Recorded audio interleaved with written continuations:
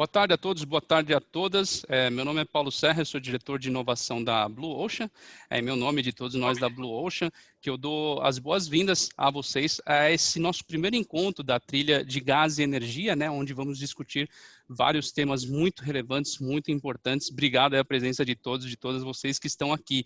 A ideia aqui é termos um debate, já estamos com todas as nossas especialistas e o nosso moderador aqui a postos, já como vocês podem ver. Então, a ideia aqui é bastante interação, bastante troca, mas contrariando um pouco isso, eu vou começar compartilhando sim alguns slides com vocês, mas mais no âmbito de quê? De dar uma visão geral, uma abertura, vamos dizer, até mais institucional, para a gente lembrar por que está aqui e um direcionamento para vocês, tá, pessoal? Então, de forma muito objetiva, eu vou compartilhar aqui a minha tela com vocês. Acho que já está abrindo legal. Agora eu estou aqui em definitivo. Como adiantei para vocês, né? Então, esse é o primeiro episódio da nossa trilha do gás e energia, né? Estamos aí quase no final de setembro, provavelmente do ano mais longo que muitos e muitas tivemos aí nas últimas décadas. E a ideia é falarmos sobre novas exposições, interpretações, aplicações no ambiente regulatório de gás e energia, sempre lembrando, né, que essa trilha do gás e energia começa hoje, teremos alguns episódios online, são sim encontros online que são parte dos nossos encontros de gás e geração termoelétrica, né? Então o Gás Brasil Congress e o Fórum de Geração Termoelétrica, encontros que aconteceriam presencialmente agora em 2020, né? Mas que obviamente pelo contexto atual, todos sabem melhor do que eu, todos e todas, não foram possíveis serem organizados presencialmente, vão acontecer em 2021, mas até lá teremos essa série de encontros nesse formato trilha do conhecimento, né, que são encontros realmente focados em troca, em conhecimento, em network, né. Então, agradeço aos nossos patrocinadores, né, a Faverel Ampere, a Kincaid, advogados também, Schmid Valois, Global Tech e Leite Roston, que são patrocinadores dessas iniciativas, que estão junto conosco e mostram aí o valor que dão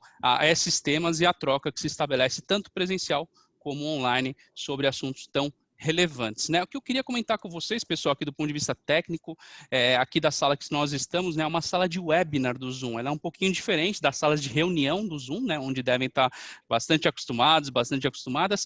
Aqui na prática, que interação a gente quer estabelecer com vocês, né, para que mandem suas perguntas a qualquer momento, para que a gente consiga endereçá-las nesse debate, né? Que vocês enviem para nós no campo ali de chat ali embaixo as perguntas e comentários de vocês. Então, as perguntas, né, vocês têm ali, já está até marcado, tem esse botão aqui, All Panelists, né? As perguntas a gente pede que sejam enviadas aqui, exatamente para que os painelistas possam ver e definir como endereçar as perguntas.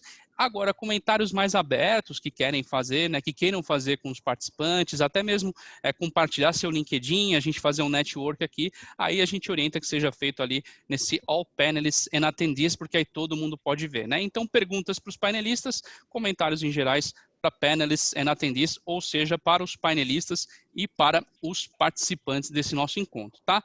Que inclusive, né, conta com 3 temas de bastante destaque aqui.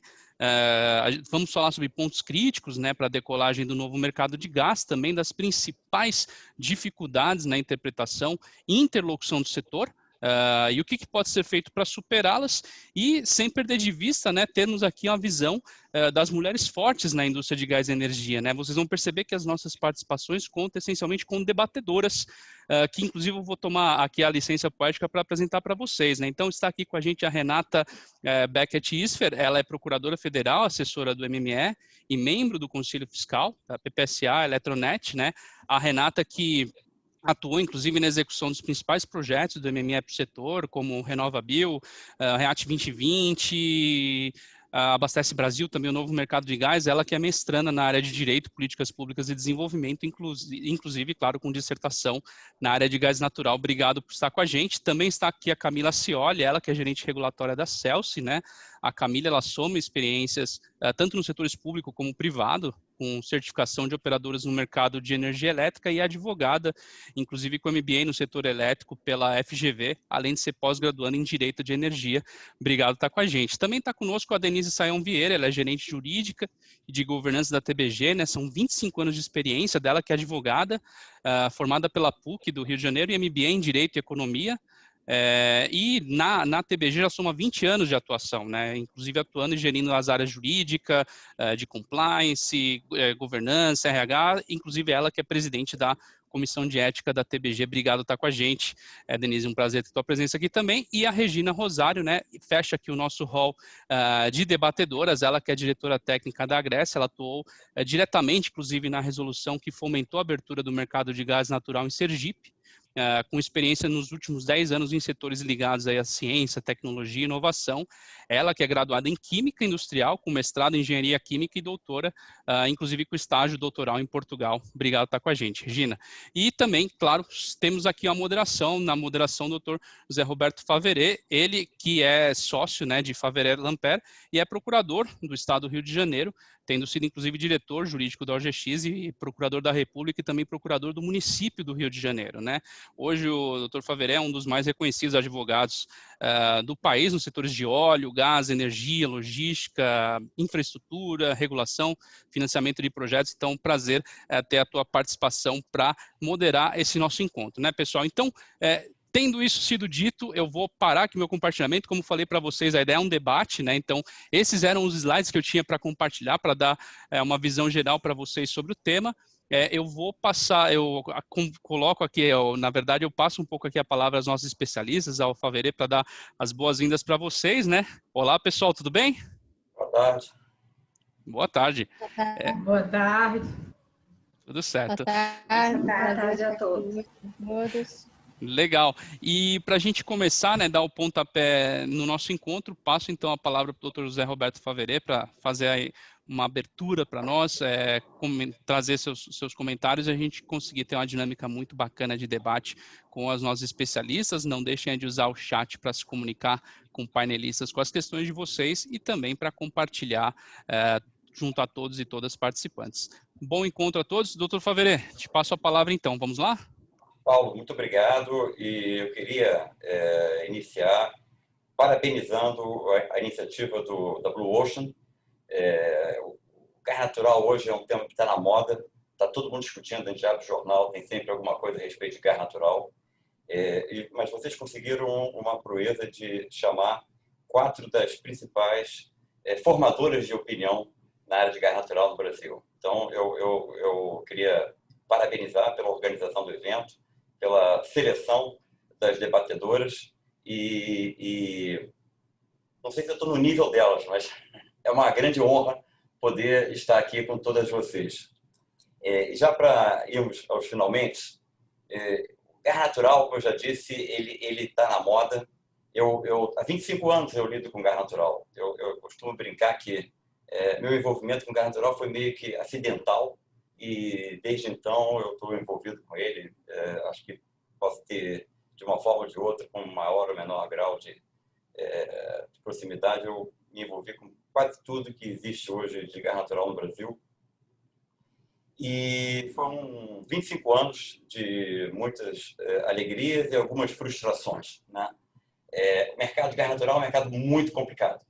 Eu me lembro, há muitos anos atrás, conversando com um advogado americano, que era um dos principais colaboradores para a IPN. A IPN, eu não sei se vocês conhecem, é a Association of International Petroleum Negotiators. É uma associação que tem sede em Houston, que elabora modelos de contratos e, dentre outras coisas, né, que tende a facilitar negócios na indústria de óleo e gás. E eu, na época, isso estou falando há 25 anos atrás, perguntei para ele, mas por que eles não tinham modelos de contratos para gás natural? E eles falaram, caramba, gás natural é muito mais complicado. E eu, na época, não tinha ideia de quão complicado é. Tá? O mercado não é preciso muito esforço para concluir isso. Né? Se a gente olha para a indústria do petróleo, você produz petróleo, coloca o petróleo no navio e exporta. É relativamente simples. Pode ter dificuldades geológicas, de tecnologia, mas do ponto de vista regulatório, ele é bastante mais simples. O gás natural, ele precisa de uma arquitetura institucional que não é simples, é muito complexa. E é especialmente complexa num país como o Brasil, em que você tem essa, digamos, jabuticaba, em que uma matéria como gás natural, que deveria ter, no meu modo de ver, está centrada na União, para ter uma regulação uniforme a nível nacional, acabou que a Constituição dividiu essa matéria entre a competência federal e a competência estadual, e essa divisão de competência ela é uma das causas de muitas dificuldades para a gente desenhar um mercado de gás natural que funcione de forma eficiente no Brasil. Mas, seguindo em frente, a ideia hoje, eu separei 3 pontos aqui que eu coloco para provocar as discussões, e eu vou apresentar esses 3 pontos, depois eu vou falar um pouco sobre como é que a gente organizou o debate, quer dizer, o que cada debatedora vai tratar. E nesse meio tempo a gente vai poder discutir entre nós questões que surjam naturalmente nas conversas. Um primeiro ponto que eu queria destacar, que é um assunto que eu estou vendo o tempo todo e muito recorrente, é o discurso da universalização do gás natural. Quer dizer, existe hoje, a gente vê esse discurso da universalização, uma palavra bonita, muito aplicado para saneamento básico, né? Todo mundo há de convir que é razoável que todas as pessoas que moram no Brasil tenham acesso à água e esgoto. Tá? É quase que medieval você viver hoje numa cidade sem acesso à água e esgoto. Então, que esse serviço tem que ser universalizado, não há a menor dúvida. Gás natural é uma história bem diferente. Tá? Quando a gente vê o discurso da universalização aplicado ao gás natural, no meu modo de ver, esse discurso esconde um subsídio camuflado. Tá? É que existe muitos agentes que têm interesse em construir gasoduto, né? Especialmente na área de distribuição, e que, para conseguir desenvolver, ter novas demandas, tem que ter subsídio cruzado entre o grande consumidor e os pequenos consumidores. Né? E o pequeno consumidor no Brasil, talvez ele não seja o consumidor ideal para o gás natural canalizado. Talvez tenham muitos pequenos consumidores que vão ser melhor servidos com GNP, ou mesmo eletricidade. Mas esse discurso da universalização acaba sendo usado para defender esse subsídio cruzado. E qual é o problema disso? O problema disso é que a gente acaba fazendo com que determinados consumidores, determinados usuários que poderiam ter acesso ao gás natural a um custo muito mais baixo, acabam tendo que pagar um custo muito mais alto para subsidiar a infraestrutura para o pequeno consumidor, que talvez não queira receber o gás natural, ele não precisa do gás natural canalizado, ele vive com GNP e outros energéticos. Então, essa tese da universalização é uma coisa que eu acho que tem que ser discutida e debatida. E eu acho que ela esconde uma série de outras agendas que não ajudam o desenvolvimento da indústria do gás natural no Brasil. Então, esse é um ponto que eu queria destacar, para já começar a esquentar as discussões. Um outro ponto que também eu considero muito quente no momento, e esse realmente é muito complexo, é a questão de como você vai desenvolver a infraestrutura do gás natural daqui para frente. Quer dizer, como é que você vai construir novos gasodutos de transporte, gasodutos de escoamento, unidade de processamento e assim por diante. É importante a gente lembrar que tudo que existe no Brasil hoje foi construído pela Petrobras. Quer dizer, a Petrobras assumiu o risco comercial dos empreendimentos. O próprio gasoduto Bolívia Brasil, que a gente tem a Denise como responsável pelo jurídico, foi um empreendimento épico. Tá? A Petrobras ela assumiu o risco comercial de vender 30 milhões de metros cúbicos por dia de gás natural, quando não existia mercado para essa quantidade toda de gás natural. Então, isso foi conseguido graças a esse papel da Petrobras de alavancadora.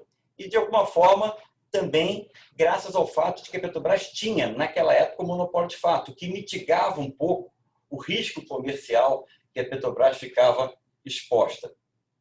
Bom, acontece que isso é um mundo que ficou para trás.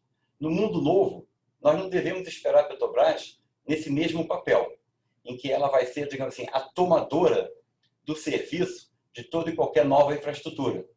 Entendeu? Ou amanhã, se alguém quiser construir um novo gasoduto de transporte, não se deve esperar que a Petrobras vai celebrar um contrato de 20 anos contra toda a capacidade desse novo gasoduto de transporte.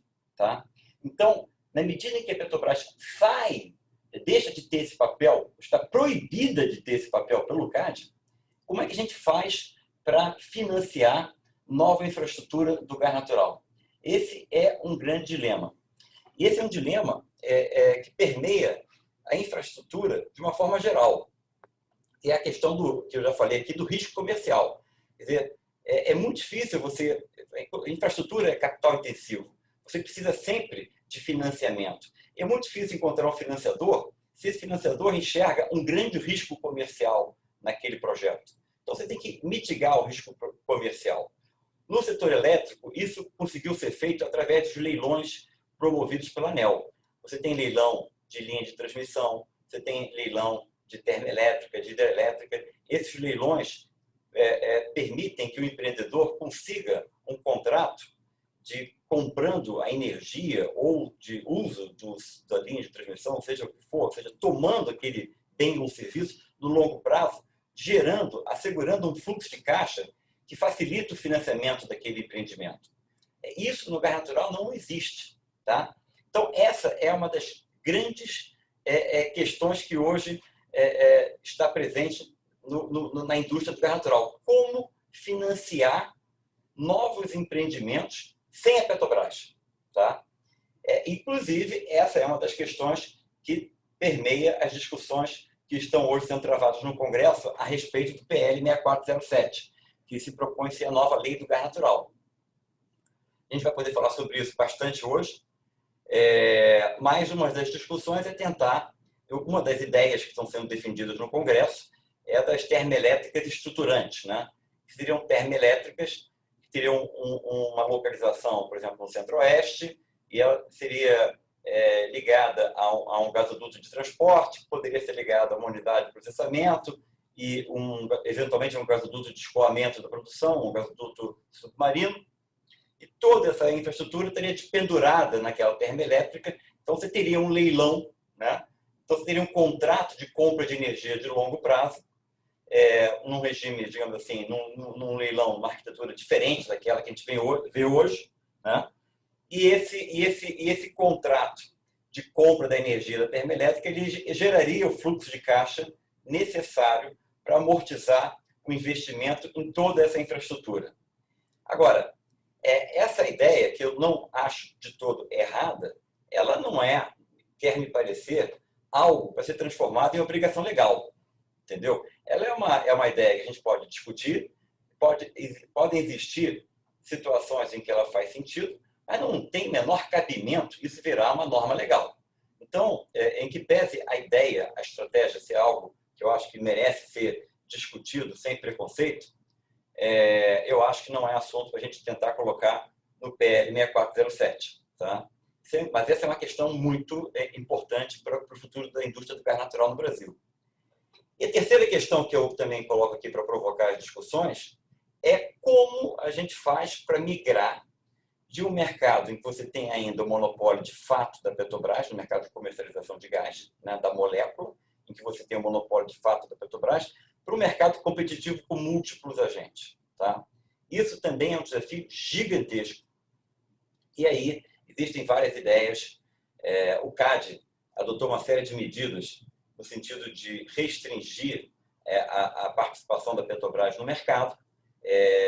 Essas medidas eu vejo que estão gerando uma ansiedade muito grande no mercado. Paradoxalmente, tem muito produtor de gás que sempre reclamou do preço pago pela Petrobras, que agora está em pânico com a ideia de que vai ter que acessar o mercado, vai ter que ter um esforço para vender a sua molécula. Quer dizer, então, essa transição desse monopólio de fato da Petrobras para o mercado competitivo, em que você tem múltiplos agentes oferecendo gás para o mercado, isso é algo extremamente complexo. E, nesse sentido, vem uma das medidas mais importantes do PL 6407, que é a desverticalização, que é um dos assuntos que a Renata pode explorar bastante. Então, mas ainda focando um pouco na questão de como desenvolver um mercado competitivo, mais uma vez a gente vê como o Brasil é um país especialmente complicado. Que aqui, como eu já mencionei, a Constituição acabou dividindo a competência para legislar sobre o gás natural entre a União e os Estados. Então, nós estamos vendo hoje, no PL 6407, uma série de medidas no sentido de favorecer o desenvolvimento, a competição, como, por exemplo, medidas de desverticalização da indústria do gás natural. A gente vai poder falar mais sobre isso adiante. Mas, nos estados, nós não estamos vendo a mesma coisa. Tá? E eu fico especialmente preocupado quando eu vejo o que está acontecendo no estado de São Paulo. Né? Porque no estado de São Paulo, que é o maior mercado de gás do Brasil, disparado, o grupo econômico que detém a principal distribuidora está criando uma empresa de comercialização de gás, com o direito de comercializar gás no mesmo mercado da distribuidora. Até que ponto o monopólio que esse grupo econômico tem na distribuidora, na distribuição de gás, pode favorecer ele como comercializador de gás naquele mercado? Até que ponto a gente vai conseguir impedir que isso aconteça? Ou será que daqui a um tempo nós vamos ver que esse grupo econômico vai ser amanhã o que a Petrobras é hoje? Se a gente vai trocar o monopólio da Petrobras para um monopólio privado, mas a gente não vai conseguir desenvolver um mercado verdadeiramente competitivo. Então, esses 3 pontos, quer dizer, essa questão da universalização do gás, esse discurso da universalização do gás, essa questão de como criar âncoras para ajudar a financiar a expansão da infraestrutura de gás natural, e que medidas a gente deve adotar para migrar dessa situação de monopólio de fato para um mercado verdadeiramente competitivo. Eu considero esses temas mais essenciais hoje da indústria do gás natural no Brasil. Tá? Então, para não me alongar mais, eu queria aqui começar a passar para as debatedoras. A ordem que nós combinamos foi primeiro a Denise, da TBG, depois a Renata, do Ministério de Minas e Energia, a Regina, da Greve, do Estado de Sergipe, e a Camila. Tá? Para já contextualizar um pouco o que vocês podem esperar dos debates, a Denise vai explicar um pouco como é que a TPG está atuando no momento atual. Quer dizer, o que ela está enxergando do PL 6407? Como é que uma transportadora enxerga as medidas que o PL 6407 deve introduzir na legislação brasileira aplicável ao gás natural? E também o que a TPG, que é, digamos assim, a pioneira nessa transição de mercado, especialmente na introdução do sistema de transporte de entrada e saída, como é que ela está agindo? Que ações ela vem adotando e discutindo? Acho que é interessante a gente escutar um pouco esse depoimento da Denise. Em seguida, eu vou passar para a Renata. E eu queria que a Renata, a ideia que a gente combinou com a Renata era explorar um pouco a questão da desverticalização. Quer dizer, qual a importância da desverticalização? Talvez até explicar um pouco o que é a desverticalização, porque eu confesso que a primeira vez que eu escutei essa palavra, eu não entendia ela na sua plenitude, então acho que vale a pena a gente explicar um pouco, para quem ainda não tem tanta familiaridade com as discussões sobre gás natural, o que significa desverticalização na indústria do gás natural e por que tanto se fala nisso. Né? E eu também vou pedir a Renata para falar um pouco sobre um caso, que é o caso do projeto Gemini, que é uma ação judicial, é um litígio que existe no Brasil, que tem de um lado a Comgás e de outro lado a TBG, a Petrobras e a White Martins, e que se refere a fornecimento de gás para uma planta de liquefação. Até que ponto uma planta de liquefação deveria ser obrigada a comprar gás da distribuidora local? Adianto que não existe nada igual no resto do mundo. Aliás, eu adianto que no resto do mundo sequer se pensa em discutir isso. Quando eu falo que isso é uma discussão no Brasil, as pessoas ficam horrorizadas. A Renata vai falar um pouco sobre esse caso que está no Supremo. Também vou poder fazer alguns comentários a respeito.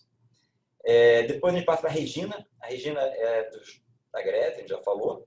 O Estado de Sergipe, no meu modo de ver, ele vem liderando uma revolução na regulação do serviço local de gás canalizado, ou seja, na regulação da distribuição de gás canalizado.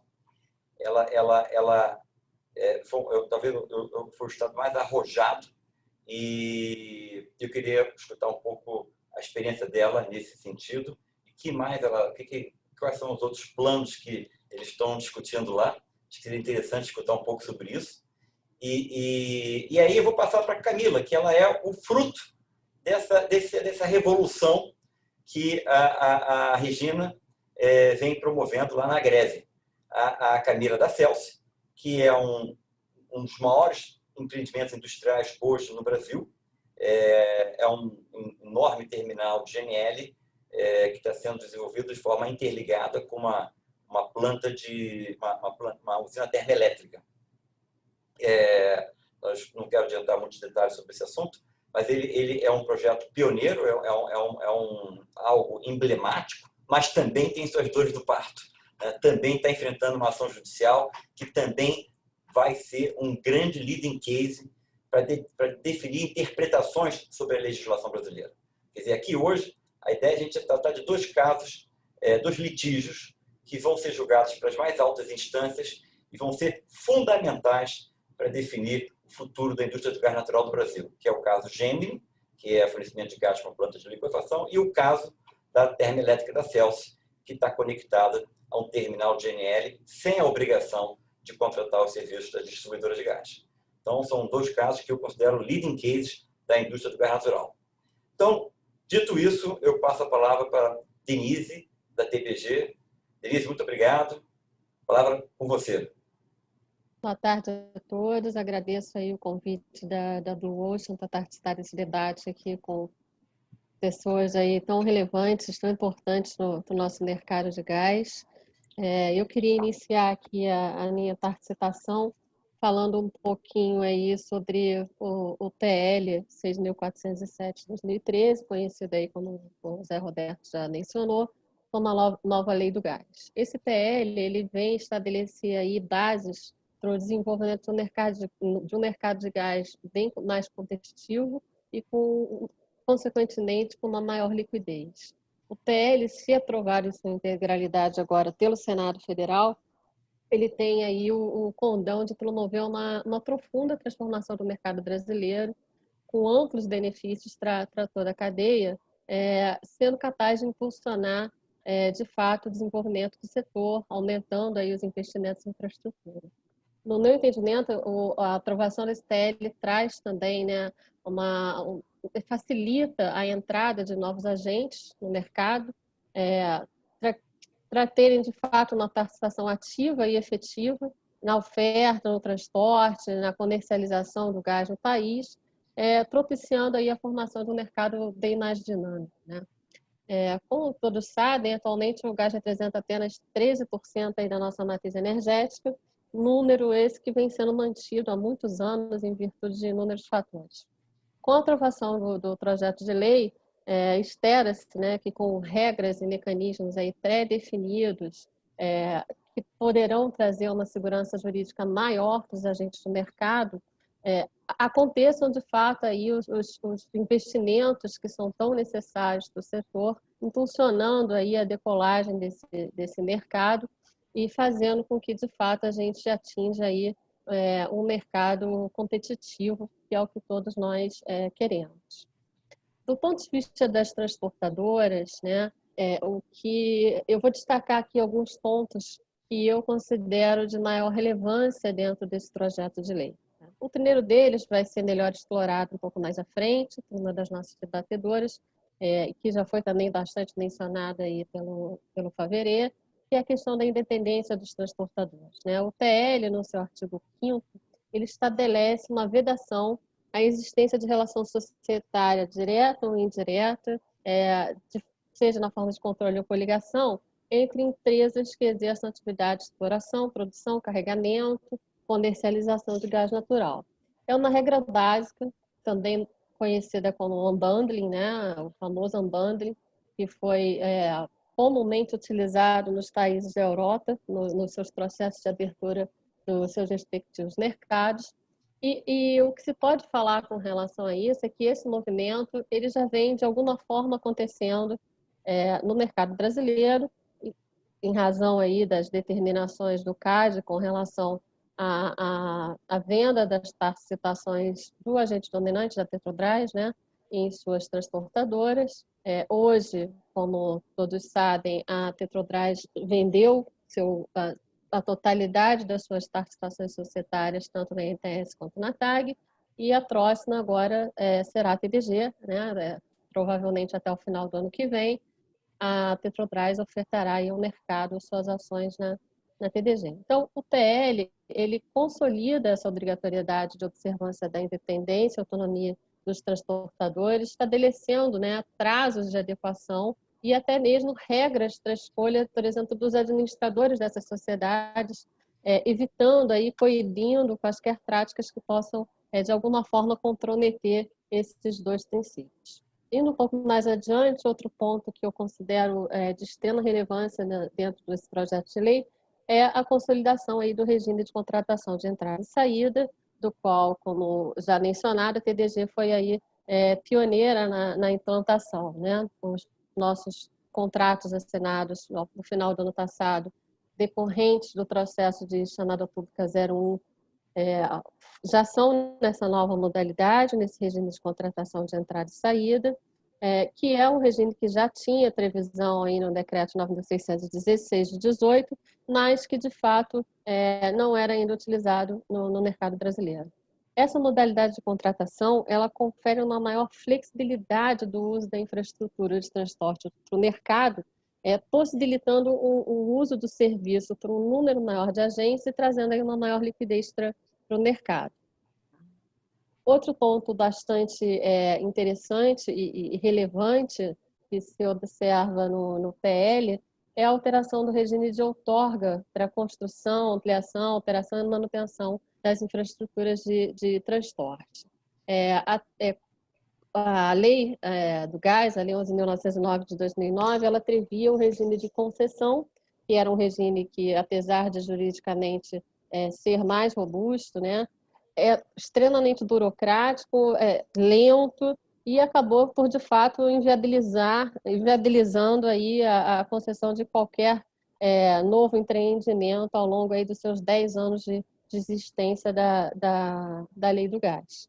Agora, com o advento aí do TL, o regime passará a ser o regime de autorização e, a despeito de ser, obviamente, juridicamente menos robusto, por ser um ato discricionário, precário, unilateral do poder concedente, ele traz uma celeridade ao processo que vai fazer com que o mercado possa, de fato, caminhar no ritmo necessário para que se chegue aí aos investimentos que são tão necessários para o desenvolvimento do mercado brasileiro, né? Então, é importante também mencionar que, a despeito de ser um regime juridicamente menos robusto, a autorização, né, em face do regime de concessão, o TL estabelece em seu artigo 10, de forma taxativa, quais são as hipóteses em que o agente concedente poderia revogar essa autorização. Então, nós temos lá elencadas as hipóteses, que são falência, pedido do próprio transportador, desativação das plantas ou das unidades, né, do transportador, a inobservância da independência do transportador ou se de fato houver alguma infração considerada de natureza gravíssima. São somente essas as hipóteses nas quais essa autorização poderia ser revogada. Então, traz uma segurança jurídica, sim, para aqueles que pretendem realizar investimentos, e o TL ainda estabelece que, obviamente, tem que ser observado aí o devido processo legal, com direito a contraditório, direito constitucional assegurado aí a todos. O quarto item que eu queria explorar aqui um pouco é a questão do livre acesso às infraestruturas essenciais, que agora no projeto de lei vem de forma clara, né, ser colocado como um dos itens a serem observados. De forma diversa da lei do gás, da 11.909, o TL assegura o acesso negociado e não discriminatório de terceiros interessados no uso das infraestruturas essenciais de movimentação do gás natural, estando aí, entre elas, né, gasodutos de escoamento, terminais de GNL, estocagem subterrânea, com a ressalva, obviamente, do direito de preferência do proprietário daquela instalação para o uso da própria instalação. Mas é mais um avanço também considerável nessa questão aí de abertura do mercado.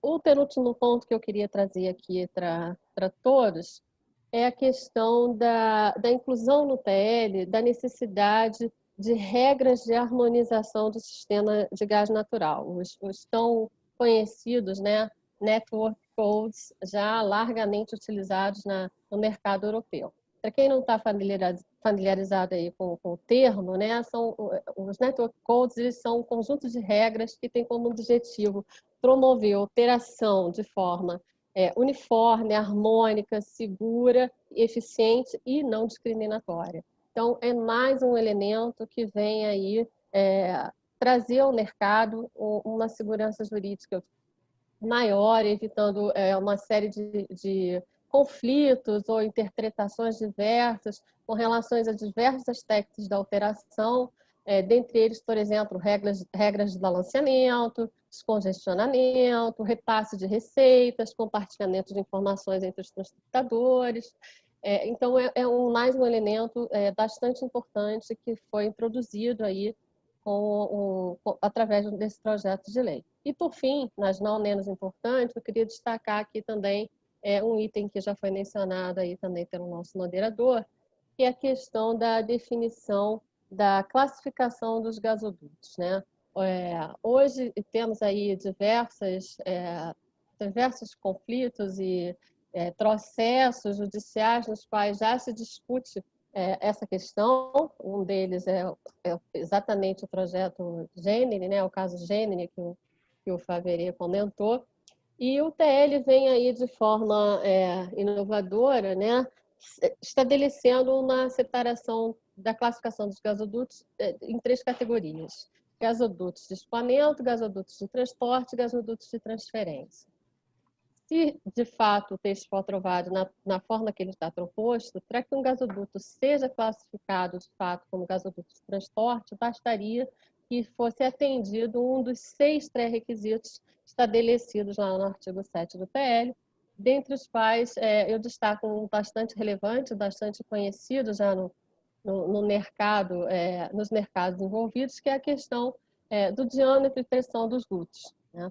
Então, essas definições trazidas agora pelo PL, elas têm o condão aí de, pelo menos, mitigar, né, eventuais conflitos de interpretação sobre esse tema, conferindo aí, de fato, uma segurança jurídica maior para o aporte de investimentos para o setor.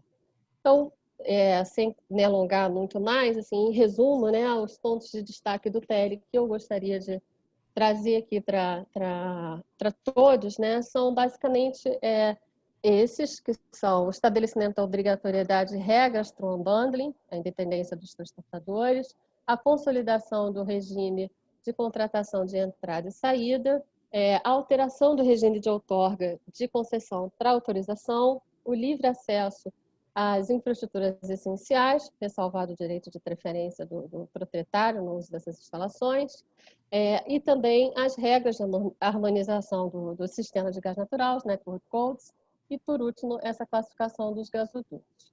Assim, então, como o tempo aqui é um pouco curto, né, sem a pretensão de esgotar o tema, eu queria enfatizar aqui, mais uma vez, que a aprovação desse PL pela Câmara foi uma vitória para o setor, não tenho dúvidas disso. E a gente espera aí que agora isso tramite de uma forma rápida também dentro do Senado e que ele seja aprovado na forma que está proposto, sem emendas, sem alterações, para que a gente possa aí, de fato, ter o que a gente espera, que é a decolagem do mercado de gás natural, a consolidação aí desse mercado tão importante aí para o desenvolvimento da nossa matriz energética. Bom, obrigado, Denise. Denise, você quer comentar um pouco?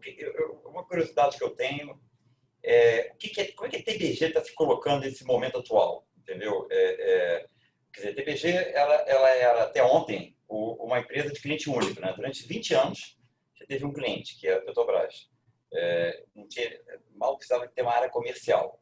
Só que agora mudou. Quer dizer, agora a Petrobras ainda é o único cliente, mas a tendência é a Petrobras diminuir a contratação de capacidade. Como é que a TBG vem desenvolvendo essa área comercial? Quer dizer, como é que ela está Que ideias novas estão sendo criadas para ajudar a vender serviços de transporte? Você podia falar um pouco sobre isso? Brevemente, porque já estamos com...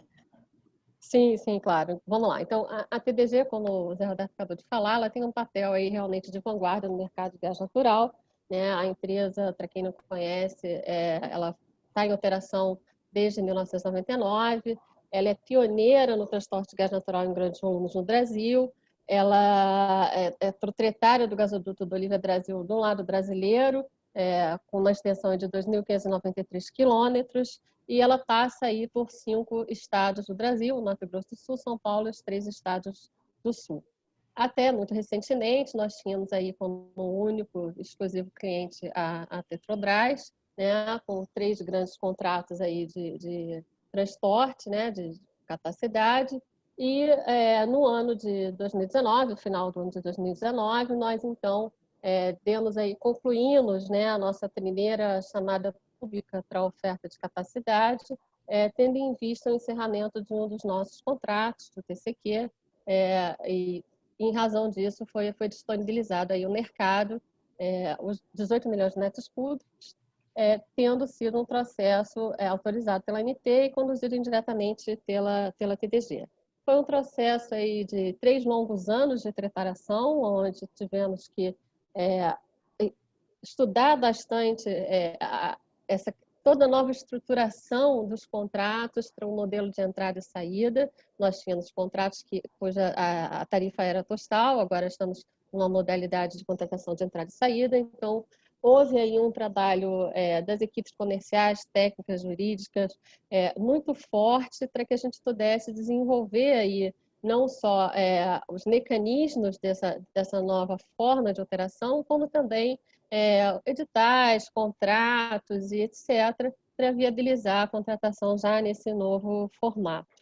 A chamada pública ela teve início em meados do ano passado, algumas intercorrências aí ao longo do processo, né, conhecidas provavelmente por todos, sendo que na fase não vinculante dessa chamada pública foi bastante interessante que nós podemos ver que o mercado de fato, né, vários agentes do mercado tiveram interesse, se cadastraram, fizeram habilitação, ou seja, ficou bem claro para a TDG que há interesse do mercado em contratação de frete, de transporte de gás, né?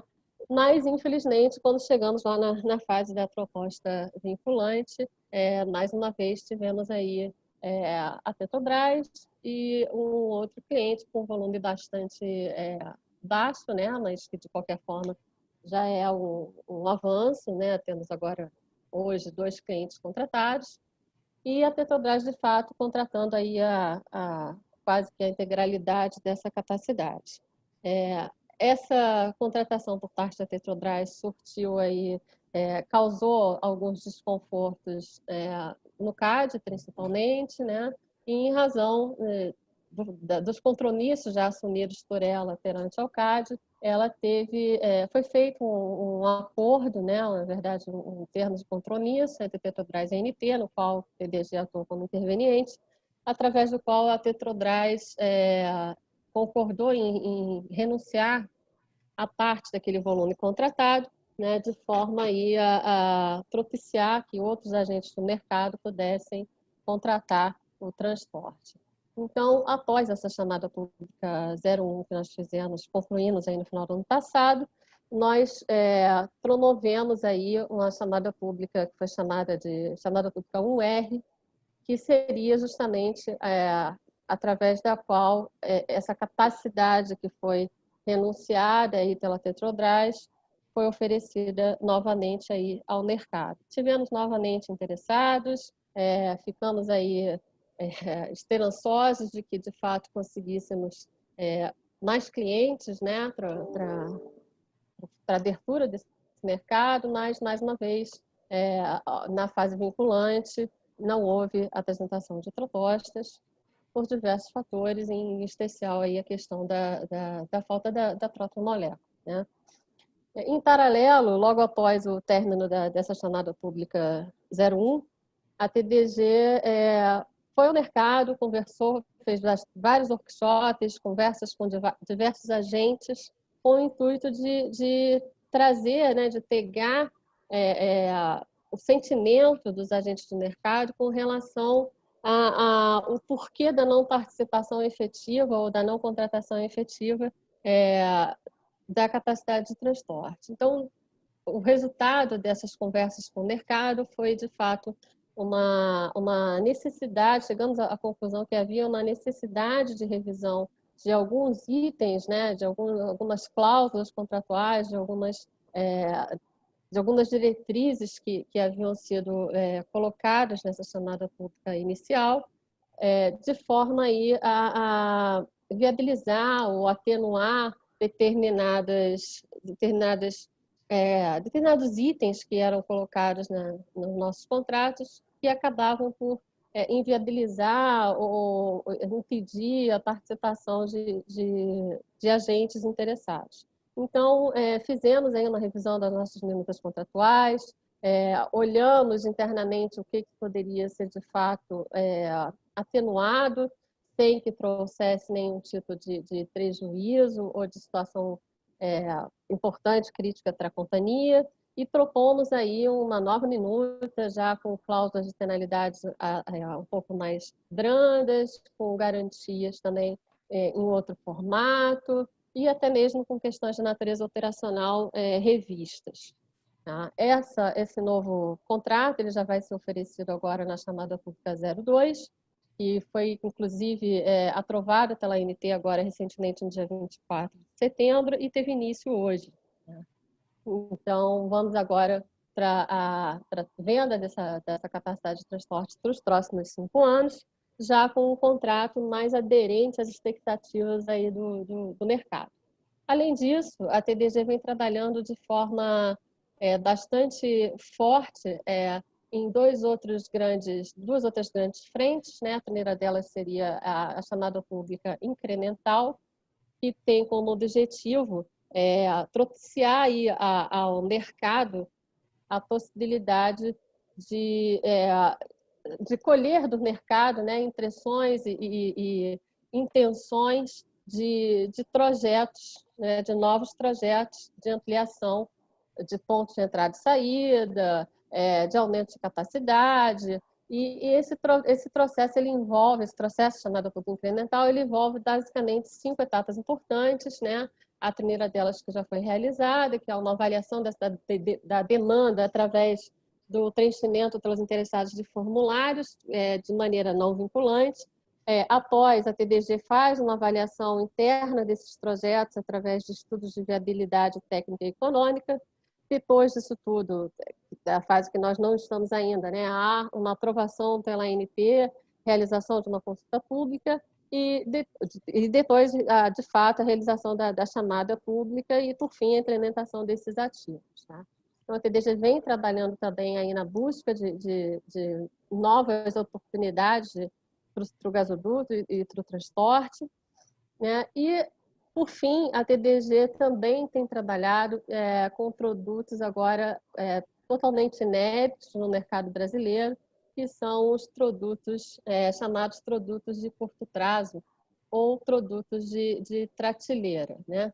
Esses produtos, eles são produtos, obviamente, serviços de capacidade de transporte que estão sendo oferecidos em 3 modalidades, diária, mensal e trimestral, e eles podem ser contratados através de uma plataforma de oferta de capacidade que foi desenvolvida pela TDG, olhando aí, tendo como base, né, diversas plataformas já existentes aí no mercado europeu e que tem como objetivo propiciar que os agentes interessados possam fazer a contratação desse frete integralmente de maneira digital, através até de smartphones, fazendo aí com que a gente ganhe no mercado, né, uma maior liquidez, uma maior dinâmica na venda desses serviços, né? Então, esses chamados produtos de prateleira, eles têm como objetivo capturar aí novos consumidores, né, ajudando a catalisar realmente a retomada do crescimento do mercado no atual cenário. E, para tal, a gente tem esse portal de ofertas de capacidade, que a gente chama de POC. Eu incentivo a todos aí a dar uma olhada lá no nosso LinkedIn da TDG, onde tem lá todas as explicações relativas a esse portal de capacidade, que realmente é algo completamente inédito, é como se fosse aí em 5 cliques você consegue contratar capacidade. Bacana isso. Denise, eu agradeço aí, eu vou ter que dar uma cortada aqui. Desculpas que eu acabei me empolgando aqui um pouco. Você empolgou aí, coitada Renata. Vou sem mais delongas. Tem muita coisa para a gente conversar sobre isso, mas se eu começar a falar agora, a gente vai ficar aqui o dia inteiro. Eu, por exemplo, tenho escutado muita crítica sobre a necessidade de fazer chamada pública, que talvez a gente precise de um período de transição no Brasil sem chamada pública, entendeu? Porque as chamadas públicas estão gerando curto-circuito com os momentos em que os consumidores livres podem migrar do mercado cativo para o mercado livre. Isso é uma encrenca. Então, tem muita coisa. Então, eu sou um crítico da classificação de gasodutos. Acho que não tinha que ter isso na lei, mas não vou falar sobre isso agora. Vou só registrar aqui que esse é um ponto que eu sou muito crítico.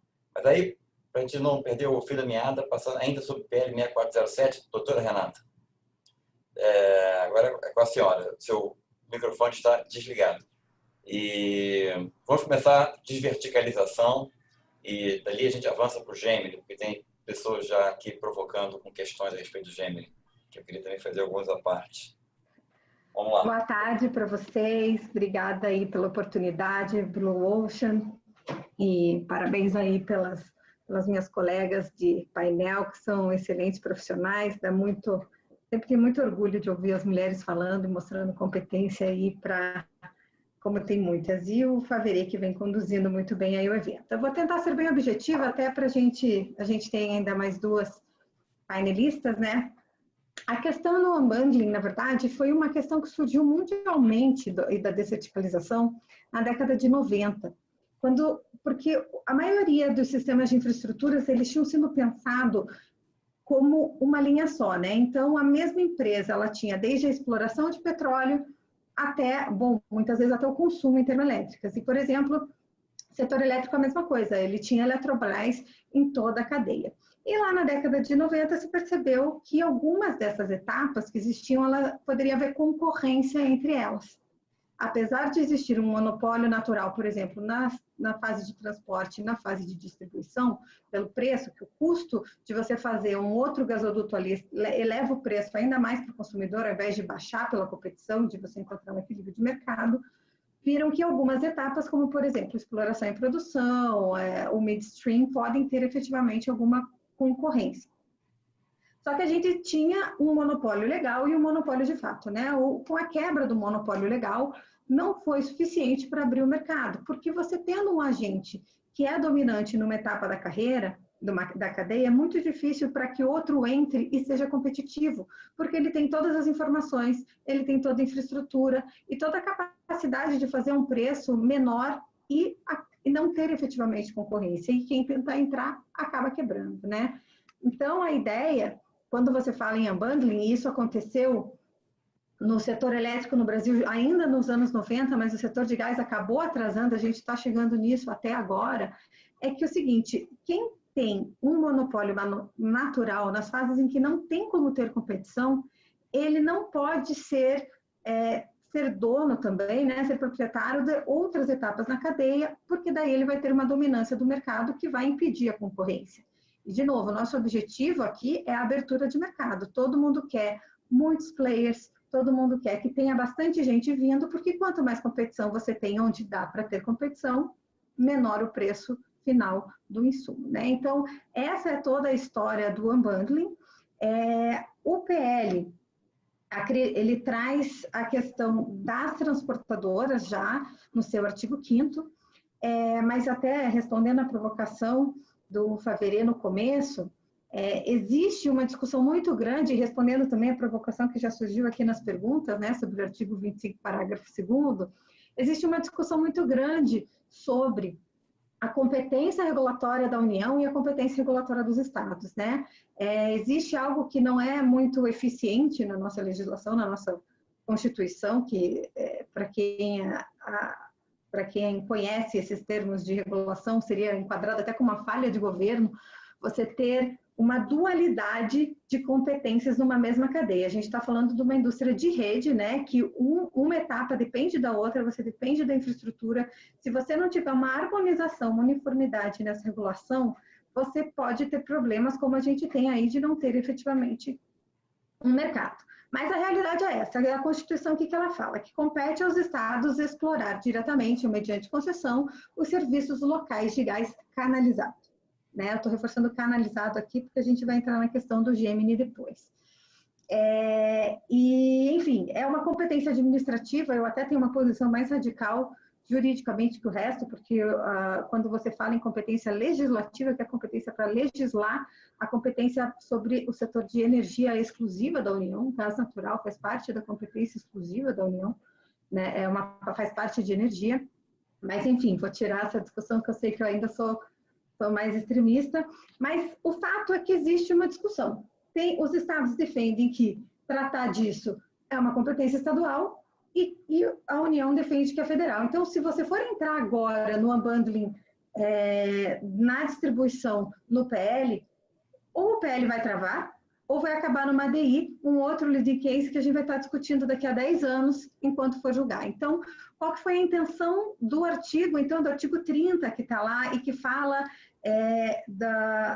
seria uma desverticalização funcional, né? Como a gente não pode proibir, no caso das distribuidoras, a gente está dizendo, nos setores onde não há dúvida de que a competência para legislar é da União, que a gente traga alguma limitação ali. Então, a gente está trazendo uma limitação para que o tomador de decisão numa comercializadora, por exemplo, não tenha direito a ter acesso a dados sigilosos que podem causar uma vantagem para ela na hora de fazer a comercialização.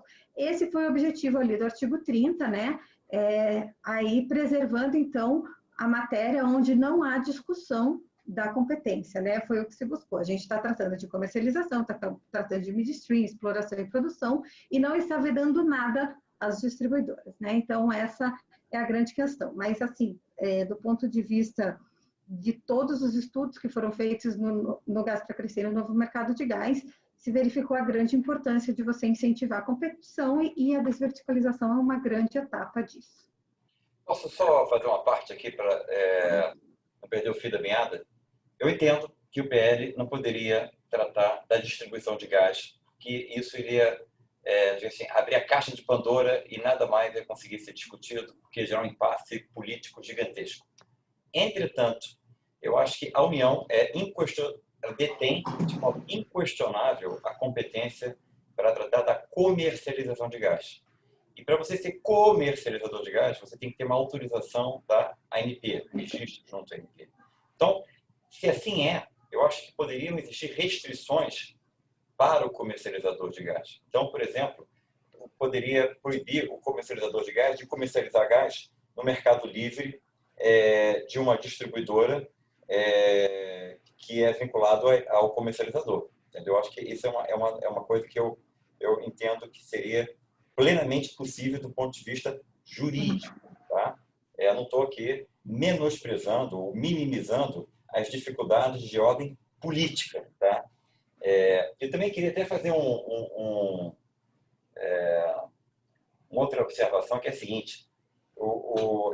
Esse grupo econômico que eu me referi, que eu não quero citar o nome aqui, por uma questão até de respeito, eu considero, talvez hoje, o grupo econômico que eu tenho mais admiração por todo o investimento que ele tem feito no Brasil, etc, etc. Provavelmente liderado, talvez, hoje, o maior empresário desse país. Agora, com todo o respeito e admiração que eu tenho por eles, acho que o que está acontecendo é perigosíssimo para o mercado de gás no Brasil. Perigosíssimo. E não estou vendo da agência estadual, assim, digamos, força suficiente. Eu até noto aqui e ali, digamos, uma certa preocupação também, mas eu não vejo força para encarar essa briga. Eu estou achando que a gente vai acabar tendo essa distorção no mercado e pode ser muito frustrante. Eu digo o seguinte, bom, primeiro eu acho que deixar claro que essa proposta que está lá é uma proposta do Congresso, não é uma proposta do Poder Executivo, tá? ela foi baseada, com certeza, nos resultados dos relatórios que surgiram, que foram discutidos intensamente com a indústria, mas o modelo perfeito acaba nunca saindo, né? A gente poderia passar ainda anos e anos discutindo qual que é o melhor modelo, sem nunca chegar a um local, a um lugar. Então, chega um momento em que acaba precisando tomar, e esses debates e outras formas são importantes que continuem existindo, para que, eventualmente, numa próxima etapa, a gente aprimore ainda mais essa questão. Só para complementar, porque a gente não resiste, só para explicar por que a comercialização não é um serviço local, porque é que nem o setor elétrico, para quem tem familiaridade, você pode estar localizado no Mato Grosso e comprar o gás natural de um produtor do Rio de Janeiro, ou de um exportador que vai descer na Bahia. Como que você pode chamar esse contrato que é celebrado? Ou você pode comprar direto de alguém que está em outro país. Como que você pode efetivamente dizer que isso é um serviço local? Quando você fala em serviço local, é algo que é delimitado dentro do Estado, e aquilo não é. O que é delimitado dentro do Estado é um serviço de gasodutos, né? Porque efetivamente é a infraestrutura que fica ali internamente por até uma escolha do legislador. Mas que é de fato, e aí eu de novo acho uma falha, não existir essa de falar em serviços locais, ao invés de trazer claramente o que é, não foi uma redação muito feliz, né? Poderia ser melhor, poderia trazer mais clarificação com relação a isso. E passando ao projeto Gemini, para quem não conhece, só resumindo, ou para quem perdeu o começo, qual que foi, existe, né, o Gasbol, e então foi feito um projeto em que foi construída mais uma etapa de gasoduto de transporte até uma planta de liquefação que então levaria para o consumidor final via GNL o gás natural. E o que aconteceu, né? A Agência Reguladora de São Paulo entendeu que aquele trecho que foi construído entre o gasoduto de transporte que já existia e a planta de liquefação seria um gasoduto de distribuição por algum motivo. Veja, ele não tem características de gasoduto de distribuição, porque o volume, o diâmetro dele é muito maior, a pressurização é muito maior, é a pressurização normal de um gasoduto de transporte, e principalmente o serviço de distribuição, ele se destina ao consumidor final. Uma planta de liquefação é um midstream, ela não é o consumidor final, né? Ela vai simplesmente mandar isso para o consumidor final. Seria o mesmo que você querer dizer que um gasoduto de escoamento é distribuição, porque você está mandando para uma unidade de processamento? Não, a unidade de processamento não consome o gás, a unidade de liquefação não consome o gás. Eles simplesmente mudam ou dão um tratamento, mudam o estado físico daquele gás natural para então mandar isso para o consumidor final. E aí entra a questão, porque a Constituição, o que poderia ser considerado distribuição aí? A ida da liquefação até o consumidor final. Só que a competência para distribuição que foi para os estados é para serviços de gás canalizado, né? Quando não é canalizado, isso não está dentro das competências estaduais. Então, o que significa? Que é um serviço de livre iniciativa, né? Assim como todos que não estão no monopólio da União do artigo 177 e tudo que não está no artigo 25 e no 177 é livre iniciativa. Então, se não está lá, não é. Então, eu não vejo como, de nenhum dos lados, isso ser encarado como distribuição, porque levar até ao midstream, para mim, é muito claro que não é, e levar para o consumidor final via GNL, que não é canalizado, também não vejo como uma competência estadual, mas, efetivamente, a batalha no Supremo não está fácil, eu acho que isso não ficou muito claro, né, nas discussões, esse processo está um vai e vem, a União não tinha, na reclamação que houve, a União sequer tinha tido a oportunidade de apresentar a sua contestação, né, então foi uma discussão que acabou sendo superficial, digamos assim, que não deveria entrar no mérito até o ano passado, agora sim a gente teve a fase de produção de prova, mas é realmente um caso perigoso, né? Porque uma interpretação errada aqui pode efetivamente travar muitos investimentos no futuro, né? E é isso que a gente não quer que aconteça. Não, até para te ajudar, Renata, o Gemini, eu participei bastante desse processo, do projeto e do processo. Dois comentários rápidos. Sabia que nos Estados Unidos, eu não acho uma hipótese igual, não. Eu queria registrar, porque é interessante. Os Estados Unidos é o único país em que tem uma semelhança com o Brasil de divisão de competências, porque como os Estados Unidos, na verdade, para simplificar aqui um pouco a história, vários países que se juntaram para fazer um país só. Então, os estados têm um nível de autonomia muito grande, tá? Então, digamos assim, a competência para legislar sobre energia nos Estados Unidos é estadual também. Então, você tem... E aí, quando digamos assim, negócios nacionais, é a União, quando são negócios regionais, é o Estado. É mais ou menos assim que funciona a divisão de competências nos Estados Unidos. E tem um leading case, que eu posso depois pegar e compartilhar, que foi muito interessante, que houve uma época em que havia gasodutos interestaduais. E era uma época em que não havia unbundling, ou seja, quem era proprietário do gasoduto também poderia ser proprietário da molécula e comercializar a molécula, né? Então, você fazia as duas coisas. Você movimentava a molécula e comercializava a molécula. E aí surgiu uma discussão sobre quem é que legisla sobre a compra e venda da molécula feita por um gasoduto interestadual. Se aquela linha tem um ponto de saída de um gasoduto interestadual vendendo para uma fábrica dentro de um estado. Aquela transação ali seria um negócio regional ou seria um negócio nacional? Tá? E essa questão acabou parando na Suprema Corte Americana, que decidiu que é um negócio nacional. Quem regula é a FERC, que é a Agência Reguladora Federal.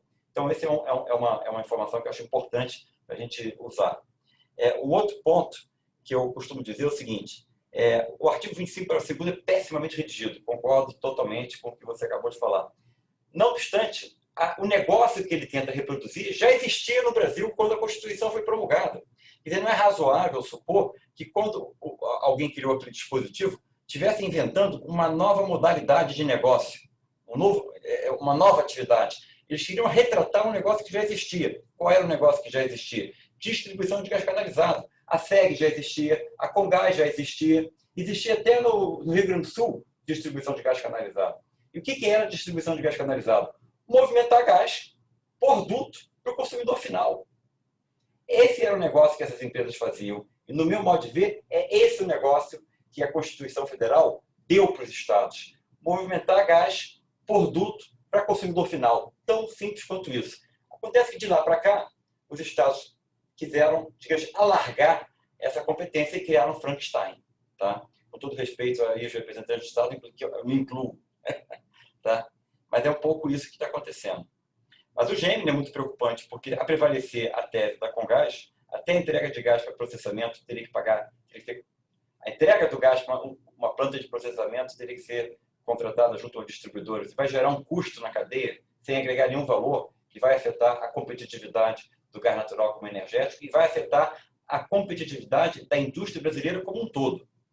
Entendeu? Mas, para não me alongar mais, eu passo para a Regina, que, no meu modo de ver, ela é a minha grande esperança, porque ela é um exemplo de, dado que, a nível federal, nós temos dificuldade de tentar tratar a questão da distribuição de gás, isso gera um imbróglio político insuperável, né? Então, a nossa última esperança é os estados entenderem que a regulação estadual tem que ser bem feita, senão nós vamos matar a galinha dos ovos de ouro. E o estado de Sergipe, ele é um líder, ele foi um estado progressista, ele foi quem mais avançou nessa direção. Então, para não me esticar mais, doutora Regina, com a palavra. Olha que situação! Seja tímida, doutora Regina. Não seja tímida. Ai, Deus. Bom, agradeço também o convite, né? Vou começar pelos agradecimentos, talvez vai ficando mais fácil, certo? Agradeço também pelo convite, fiquei orgulhosa de ser convidada, porque eu falei isso hoje e quero que fique claro que em 2018 eu estava lá no Fórum de Óleo e Gás no Rio de Janeiro, assistindo todos vocês. E hoje poder estar aqui participando, isso para mim é motivo de orgulho e sabendo que o nosso trabalho agregou valor de tal forma que a gente chegou num momento muito importante. Isso me deixa muito feliz. E mais ainda por ser uma banca de mulheres, né? Com a licença poética, claro, do Paulo e do Faverê, mas é uma... Menos eu, ainda bem. Exato. É uma banca de mulheres e isso deixa a gente também muito orgulhosa, porque são poucas, mas é bom saber que somos importantes, né? E isso dá a gente uma coragem maior para lutar. Com relação a essa questão da comercialização, eu acho que é um ponto que os estados reconhecem isso e que é um ponto muito polêmico até para a gente que vem observando essa nova lei do gás e defendendo, obviamente, a competência do Estado, né, dos estados, e defendendo a importância do que é essa abertura de mercado, essa nova lei do gás para a questão de investimentos em nossos estados produtores, e que são tão importantes para a cadeia do gás natural. Então, é um ponto que eu gostaria de deixar claro que acho que é um ponto que precisa, sim, ser discutido, não, obviamente, contrariando as opiniões, mas precisa ser discutido porque a gente, da mesma forma como o Faverê bem citou, que Sergipe vem despontando, então a gente consegue entender, a gente tem sensibilidade de entender e também a gente quer participar dessa questão, dessa discussão com relação à lei do gás. Como a lei do gás teve o relator na Câmara, era de Sergipe, então isso acho que é importante, é fundamental para que o Estado estabeleça e se consolide com a questão da competência do que é e o que não é, certo? Segundo, foi uma pergunta muito pertinente que o Faverê fez, que quais novidades podemos esperar, né? Quais novidades a gente pode esperar de Sergipe? A gente está inclinado, desde o ano passado, quando a gente passou por audiência pública, para tratar, na verdade, não desde o ano passado, desde 2018, quando a gente começou a discutir o projeto Celsi, que foi um dos pontos, como vocês sabem, bem interessantes, e que foi, de fato, um marco para a regulação no país, e é tanto que a gente vem observando todos os eventos e em todas as esferas, e fala-se disso, uns a favor, outros contra, mas que se fala disso e a gente se sente também bem contemplado nesse sentido. E aí, o que importou para a gente, para a regulação, era justamente isso, modernizar o arcabouço regulatório, entender no que era competência do Estado, o que o Estado podia e o que ele não podia, olhar o projeto de forma técnica, eminentemente técnica, não houve nenhum bypass, como muitos falam, vocês bypassaram a concessionária, não houve. Foi uma análise totalmente criteriosa, nós fizemos várias reuniões, nós participamos com todos os agentes que podiam estar envolvidos, e foi tida a decisão da não assinatura do contrato, né, de movimentação, a dispensa da TEMOV. E isso, obviamente, gera gera comentários, gera uma movimentação de mercado, isso é uma forma natural, mas nós temos a segurança de que a resolução tomada, né, ela foi importante, tanto do ponto de vista técnico, como do ponto de vista de atendimento à legislação vigente. Nós não fizemos nada à revelia, tudo foi embasado, havia legislação que respeitava isso, a legislação estadual, e nós atendemos à legislação estadual, fizemos a análise de todo o projeto, com tudo que tinha, tudo que o compunha, e disso foi tirado essa solução. E, em virtude disso, surgiu, o projeto Celso foi um insight para o que viria depois. Então, por isso que eu disse que as novidades, né? É que, por meio do projeto Celso, a gente começou a entender que havia necessidade de modernizar ainda mais a questão do nosso regulamento e, obviamente, a questão da competência do Estado. Então, nós trabalhamos na nossa audiência pública, que foi realizada no passado, sobretudo os agentes, né, os diversos agentes da indústria do gás natural, como autoimportador, autoprodutor, consumidor livre e comercializador, certo? A gente, com relação ao consumidor livre, a gente conseguiu modernizar no sentido de diminuir o consumo mínimo, que era um consumo mínimo que era muito ruim para o mercado, então não atraía era 80 mil metros cúbicos, e isso era muito alto para o mercado, isso não alcançava. Então, nós reduzimos isso para 300 mil mês, sem limite mínimo de área. Então, isso já dá um refresh para o mercado, né? Nós trabalhamos também com as redes dedicadas, exclusivas e específicas, que não havia no nosso regulamento, e que isso gerava, de certa forma, uma falha de entendimento em alguns pontos. Então, nós criamos isso dentro da nossa estrutura. E, seguido disso, a gente criou também a ideia da tarifa de movimentação, que em outros estados se chama de TUG. Aqui em Sergipe, a gente chama de tarifa de movimentação, a nossa TMOV. E, em virtude das redes dedicadas, exclusivas e específicas, também uma tarifa de movimentação específica, onde contemplasse apenas a OIM, né? E não toda a estrutura da tarifária que compete aos usuários do sistema. Ainda nisso, a gente trabalhou com a questão da diminuição do tempo do contrato, quando aquele usuário que é do mercado cativo, ele quer ir para o mercado livre. Então, isso era importante, porque eu dizia, olha, a gente fica muito tempo preso a um contrato, e se a gente sair, isso gera um problema, e aí nós trabalhamos também com essa diminuição do tempo. E outros fatores que foram importantes para a gente alinhar. Esse projeto de alteração do regulamento, isso foi um marco importante, porque nós somos o primeiro estado a modernizar a legislação, a regulação, né, a norma, né, dessa forma. Depois disso, a gente começou a receber projetos.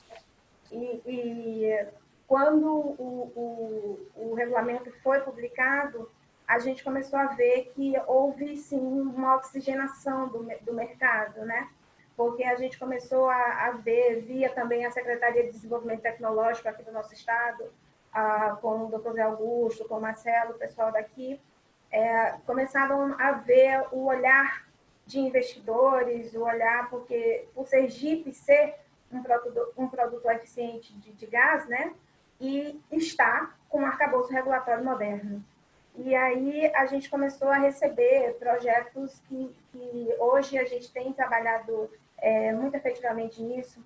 Um exemplo disso são os campos de pequena produção, que existia uma celeuma de se os campos podiam, como é que ia fazer para monetizar esse gás natural, porque a proposta também era fazer com que esse gás natural fosse suprimento de energia, né, utilizado para a geração energética. E era emperrado, né? De certa forma era emperrado. Então, acho que a alteração do regulamento, a modernização da norma contribuiu também nisso.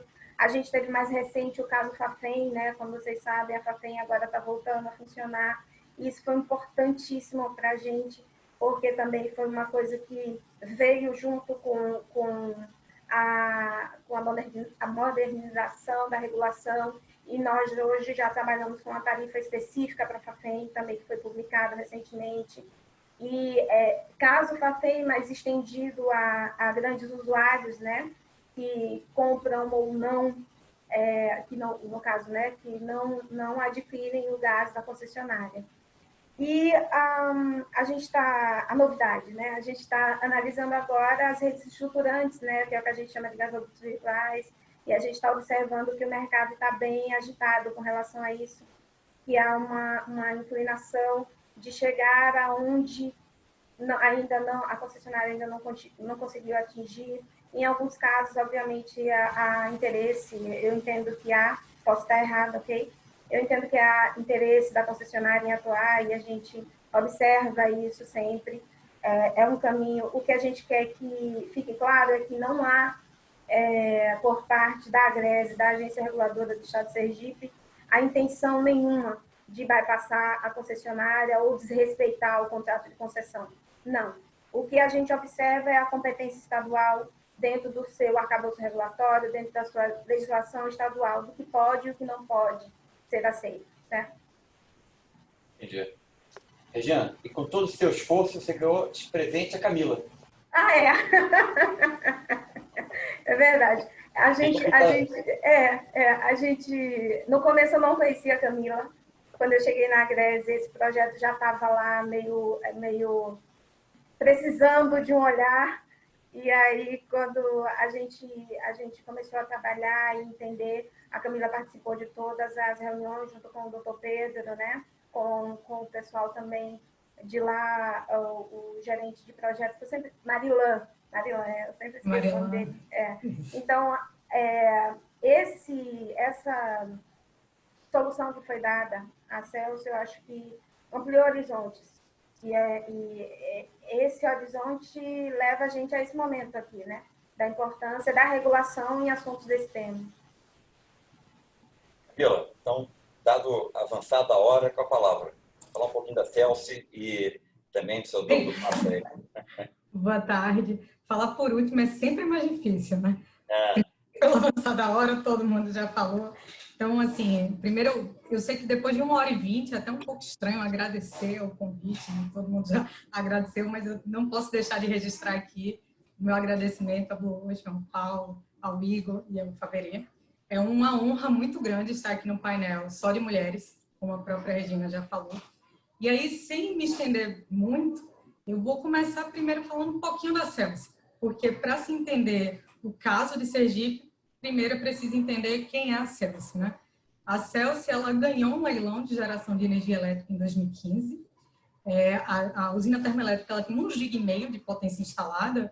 Só para ter uma ideia, essa capacidade ela é capaz de atender a 15% da demanda do Nordeste. Ou seja, o Nordeste é um local onde a gente tem uma enorme fonte de energia renovável, diversas eólicas e tal. Então, a chegada de uma termoelétrica, ela vai trazer uma confiabilidade, porque vocês sabem que as eólicas e as solares, elas são intermitentes, então parou de ventar, parou de ter sol, para de gerar. E a fonte termoelétrica, ela vem para suprir essa necessidade de confiabilidade. Então, a Celso, ela faz parte de um projeto integrado que associa a termoelétrica ao terminal GNL. Esse é o primeiro terminal GNL 100% privado do país. Foram investidos 6 bilhões de reais, investimento totalmente privado. E aí, o que é que a gente tem? A gente tem na Celso, além da termoelétrica, como eu já falei, que é uma termoelétrica ciclo combinado, ela tem mais de 60% de eficiência. Em termos comparativos, só para vocês terem uma ideia, uma outra usina termoelétrica a gás, ela tem em torno de 40% de eficiência, ou seja, significa que a gente consegue produzir com a mesma quantidade de gás mais energia. E uma energia limpa, mais barata, e que, inclusive, vem ao encontro do que o governo está querendo, ou seja, a gente reduzir emissões atmosféricas, fazer a substituição de usinas a óleo diesel, óleo combustível por usina a gás. Então, a gente vai ao encontro do que o governo está querendo. E aí, como é que foi feito para viabilizar essa usina termoelétrica tão grande no estado de Sergipe? Primeiro, todo leilão de energia elétrica, quando você participa por um contrato de disponibilidade, que é o que as térmicas participam, ou seja, elas têm que estar disponível para gerar quando o sistema precisa. Nesse caso, a gente precisa comprovar o gás, precisa comprovar que a gente vai ter o suprimento de combustível. E aí, vocês podem dizer, mas tem muito gás no Brasil. Sim, mas para a gente participar do leilão de energia elétrica, a gente precisa de um contrato de suprimento de combustível que garanta o fornecimento durante todo o período do contrato. No nosso caso da Celso, são 25 anos de contrato. Então, para viabilizar um empreendimento, foi necessário implantar um terminal de GNL, ou seja, a gente tem um navio regasificador que vai permanecer em águas jurisdicionais brasileiras por 25 anos. Ele funciona, na realidade, como uma tankagem flutuante. E o nosso gás, ele vem do Catar. Então, a gente traz esse gás por meio de navio, ele entra no nosso FSRU, onde é armazenado e, posteriormente, regasificado. A interligação do FSRU, que está a 6,5 km da costa, com a termoelétrica, é feita através de um gasoduto que foi construído e é totalmente operado pela Celso. Esse gasoduto ele tem 8 km de extensão e ele tem 6,5 km em mar e 1,5 km em terra.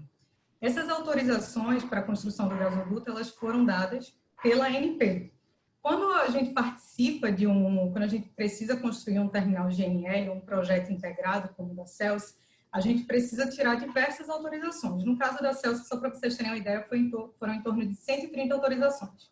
Só de agências reguladoras, federais, a gente está falando de ANP, ANTAC e ANEEL. Então, primeiro ponto, quando a gente solicitou a implantação do terminal GNL e a construção desse gasoduto que interligaria o FSRU, que é o navio regasificador termoelétrica, a ANP autorizou a construção e teve toda uma discussão quanto à classificação do gasoduto. E esse gasoduto ele foi classificado pela ANP como integrante do terminal GNL, ou seja, é um gasoduto que ele faz parte do terminal GNL da Celsi. Quando a gente solicita uma autorização de construção ANP, esse projeto ele é publicado no Diário Oficial da União para receber qualquer comentário, impugnações, e em nenhum momento houve nenhum tipo de impugnação ao nosso projeto. Então, o gasoduto, ele termina, os 8 quilômetros do gasoduto, eles terminam exatamente dentro da nossa usina termoelétrica. A ANP ela tem um ponto que ela chama de TP100, que ela coloca, que já é dentro da termoelétrica, que é onde está a estação de condicionamento e medição de gás natural, que ela diz que ali é o ponto onde termina a regulação federal. A partir dali, seria regulação estadual. Pois bem, regulação estadual tem ou não tem serviço de gás canalizado? A gente analisa a legislação do estado de Sergipe. A legislação do estado de Sergipe, como o próprio Faverê já colocou, como a própria Regina já colocou, que é uma legislação extremamente avançada, extremamente nova, inovadora. E aí, antes da Agreste emitir qualquer posicionamento, como a Regina falou, eles se debruçaram bastante sobre o nosso projeto. Foram feitas vistorias técnicas, foram até o local e identificaram que, de fato, ali não teria serviço local de gás canalizado. A propósito, o gasoduto de distribuição mais próximo dista 16 quilômetros. Então, ali, aquele gasoduto, ele é puramente para interligar o FSRU à usina termoelétrica. O gás, ele é importado pela Celsi e é consumido pela Celsi no seu processo de geração de energia elétrica. Para tanto, a Celsi teve que obter autorização do Ministério de Minas e Energia, como importadora de gás natural, se registrou como autoimportadora na ANP e também se registrou como autoimportadora na Agreste.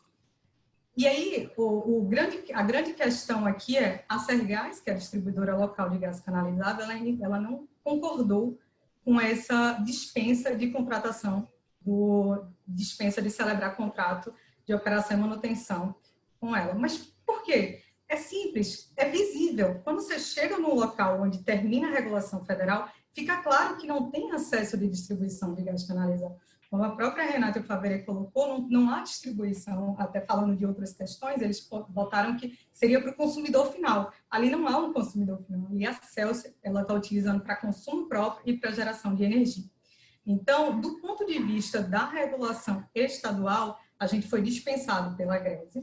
Inclusive, essa dispensa de contrato, ela motivou, a gente juntou isso também na ANP e motivou, inclusive, a mudança do texto padrão da ANP no tocante ao registro de autoimportador, que antigamente a ANP colocava nas suas redações padrões que o registro de autoimportador estava condicionado à celebração de contrato com a distribuidora local de gás canalizado.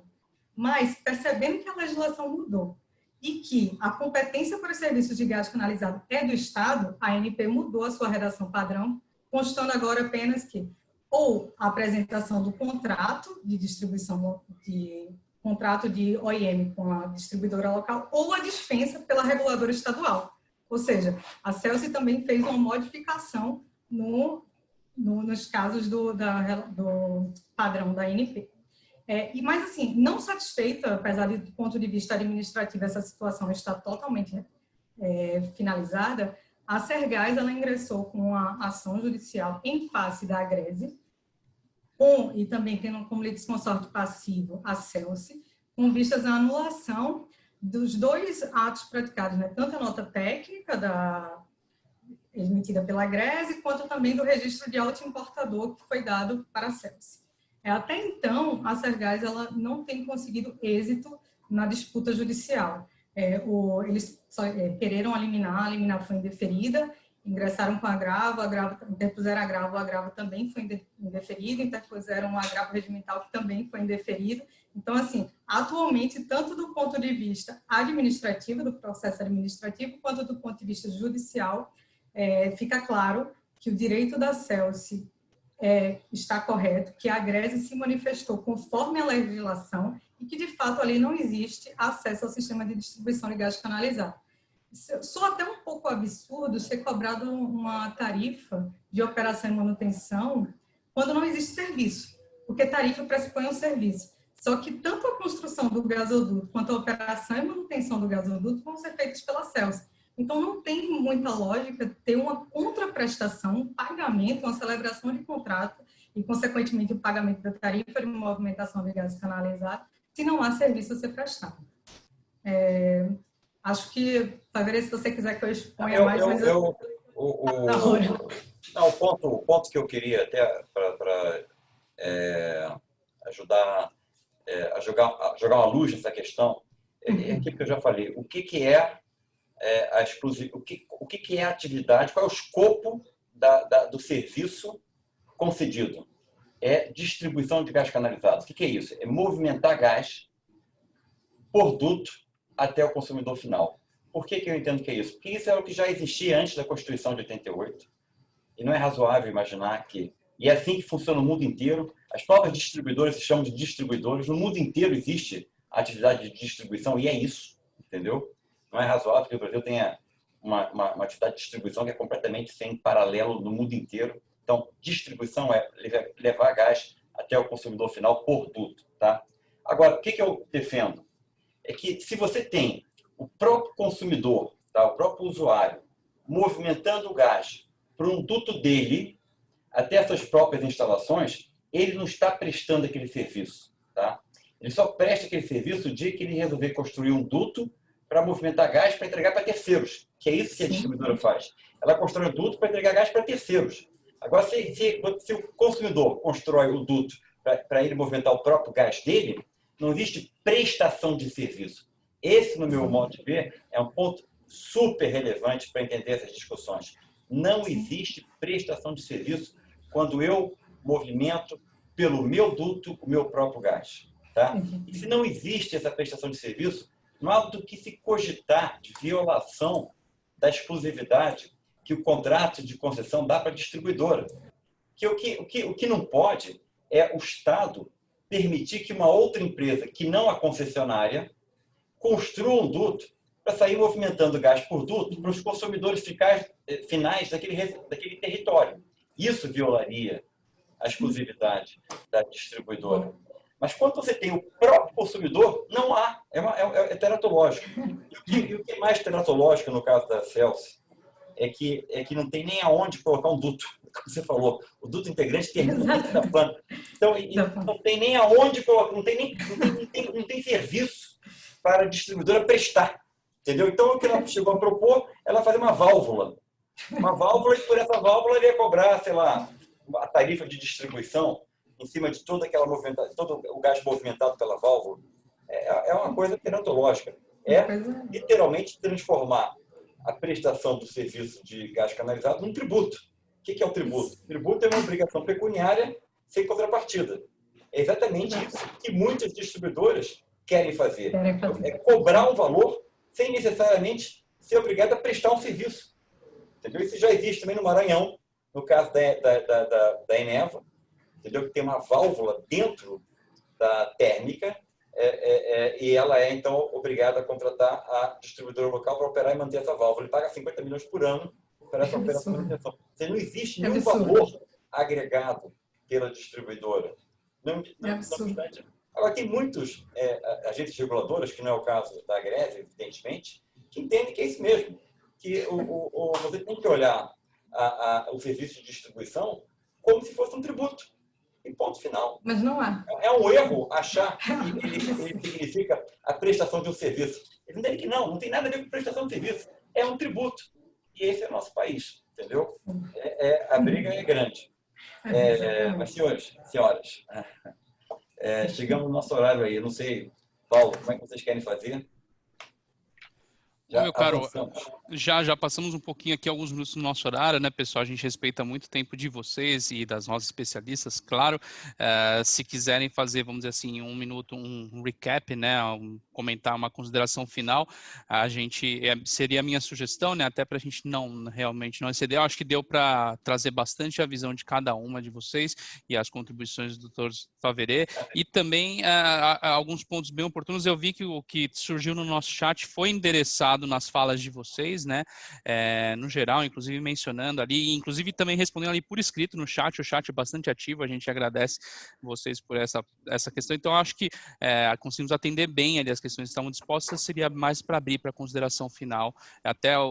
Já está aqui já tive também essa orientação, a gente fechar, de repente, um minutinho de cada uma, para considerações finais, fazendo um wrap-up. Renata está com cara de quem quer falar. A linguagem corporal, né? Não, então, Paulo, tu quer seguir a ordem entre Denise, Renata, Regina e Camila, cada uma breve comentário final? Denise, então, começando por você. Ok, gente. Em primeiro lugar, eu queria mais uma vez aqui agradecer a oportunidade, falar que eu compartilho aí dessa alegria das minhas colegas em fazer parte aqui de um time exclusivamente feminino e que, assim, é bastante relevante, né, para nós que somos aí ainda poucas, né, nesse setor, mas somos fortes, né? E também fazer aqui um fechamento, mais uma vez falando que a TDG, enquanto transportadora, está imbuída aí de fomentar e de impulsionar esse novo mercado, né? A decolagem do mercado de gás natural brasileiro.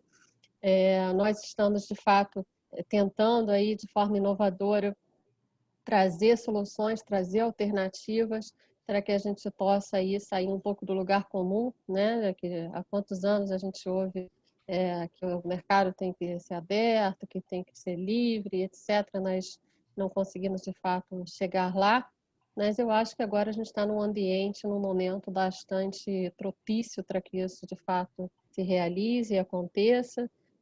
O TL tem uma possibilidade de auxiliar bastante, no meu ponto de vista, essa consolidação, esse impulso aí que o mercado tanto precisa. Então, agradeço mais uma vez aí a todos, a Blue Ocean, o Faverê e as minhas colegas aqui. Uma boa tarde aí a todos. Renata. Bom, então, de novo, agradecer aqui a todos. Eu aprendi muito hoje também, né? É isso que eu gosto. A gente vai participar de um evento para falar, a gente acaba aprendendo com cada um dos que estiveram aqui presentes. Então, meu obrigada a todos os palestrantes, as palestrantes e ao moderador pela oportunidade. E eu fico muito feliz de ver, por exemplo, a Regina, quando ela falou que outro dia eu estava assistindo, hoje eu estou falando. Eu acho que isso é um sinal que as pessoas estão começando a olhar que sim, tem diversas mulheres boas no setor e que tem muito a falar e muito a contribuir. E dar esse palco, eu acho fundamental para o próprio crescimento do setor, porque a diversidade, quanto mais a gente tiver outras opiniões e outros pontos de vista de pessoas vindo de outro feedback, mais ideias a gente vai ter para cada vez mais superar os obstáculos para avançar e ter um mercado para frente. Então, parabéns também por isso, Blue Ocean, por ter essa iniciativa de mostrar e colocar no holofote essas mulheres. E, enfim, obrigada por eu estar aqui junto. Um abraço a todos, obrigada por quem assistiu, pelas perguntas, foi um debate muito enriquecedor. Um grande abraço e uma boa noite a todos. Regina. Também quero agradecer, né, mais uma vez. Eu acho que é importantíssimo esse tipo de conversa, né, de debate, dentro daquilo que a gente pode agregar. Deixa eu só fazer um ponto, juro que eu vou ser bem breve. Alguns estados têm uma diferença em relação aos estados do Nordeste, porque tem também contratos de concessão diferentes. Nós temos um contrato de concessão de 1994 que também é muito deficiente, sobretudo nas questões simples do que cabe e o que não cabe. Esse tipo de discussão do que é serviço local, do que não é serviço local, até que ponto pode, até que ponto não pode, de qual maneira as tarifas devem ser reguladas, o cálculo para essas tarifas, tudo isso a gente fica de certa forma, aguardando uma luz no fim do túnel quando relacionamos a esses contratos de concessão. A Agreste atua diretamente junto ao governo do estado, por ser uma agência reguladora estadual, e nós já conversamos com o poder concedente sobre a necessidade de revisão desse contrato, porque muita decisão que vem sendo tomada chega em um certo momento, tem um entrave, porque o contrato não fala isso. Então, é importante que outros estados que venham desse contrato antigo e muitas das vezes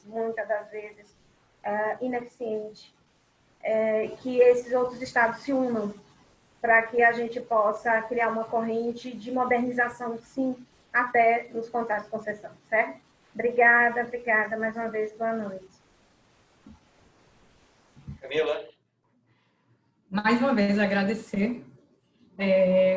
A Regina e a Renata falaram muito dessa questão das mulheres, né? Eu fico muito feliz que no meu setor é 100% de mulheres, a Natália, inclusive, está aqui assistindo, e o meu chefe, Pedro Litzek, também está aqui prestigiando a gente, todas as mulheres do setor, então é muito bacana.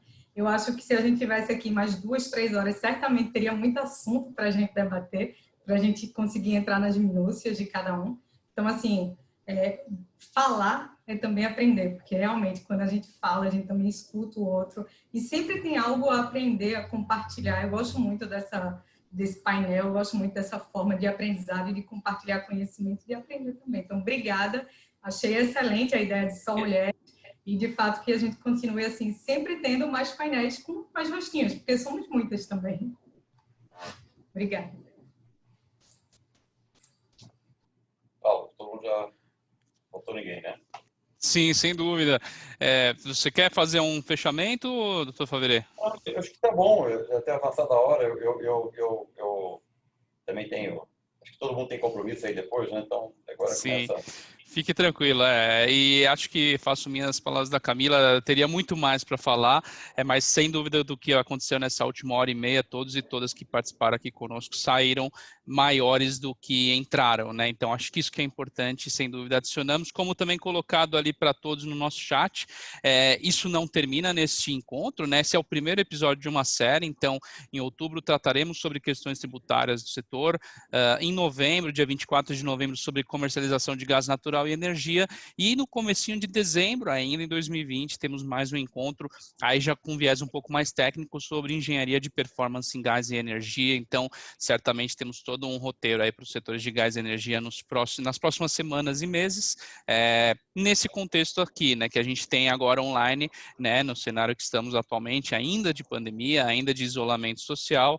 a gente tem isso acontecendo agora de forma online, mas em breve, assim que possível, todos poderemos nos encontrar também. Mas até lá é isso. Fiquem em casa e fiquem bem, todos nos cuidando para que isso passe o mais rápido possível, pessoal.